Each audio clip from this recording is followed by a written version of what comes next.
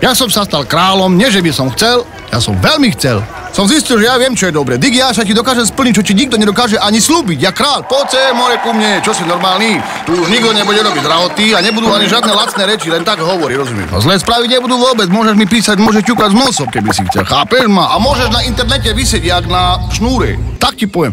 A prišiel Julko, čo je z Nemecka, šéf, čo mi doniesol tú klobásu zo psa. Nechcel som mu veriť, bo z koňa viem, že je, ale zo psa? Normálny si. Kedy bude zo psa klobása? Poď, dávaj. Prišiel kamarát a hovorí, jak sa povie, keď nominujú kráľa? Čo? Slávna amortizácia, nie?